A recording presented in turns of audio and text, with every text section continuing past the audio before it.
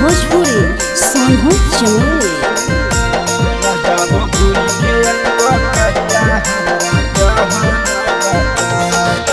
छोड़ी के जहाँ पुरुबा सैया रहलो न जाए, छोड़ी के जहाँ पुरुबा सैया रहलो न जाए।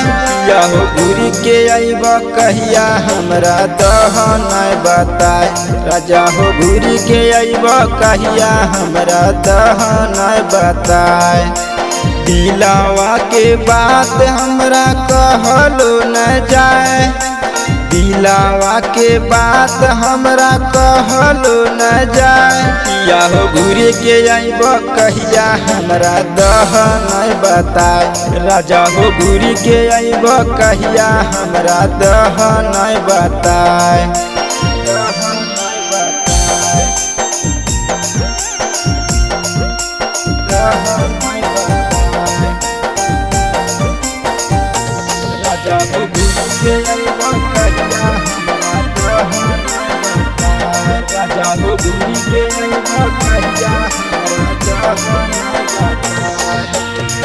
लागल रह चाहे मनमा में आस हो, रोज रह चाहे पिया से जिया उदास हो,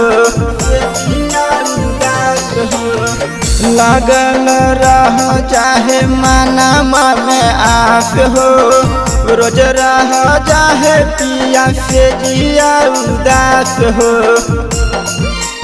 हमारा अकेले दुखवा सहलो न जाए, हमारा अकेले दुखवा सहलो न जाए।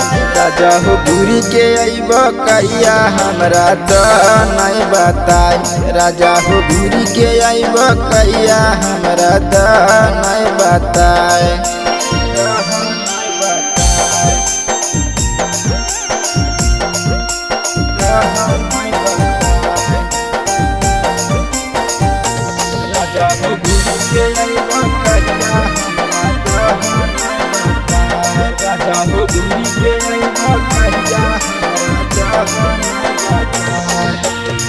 जाके परदेसवा से फिर चली आई हा, सब दिन के चक्कर में तू हमरा जन भूलैया। जाके परदेसवा से फिर चली आई हा, सब दिन के चक्कर में तू हमरा जन भूलैया।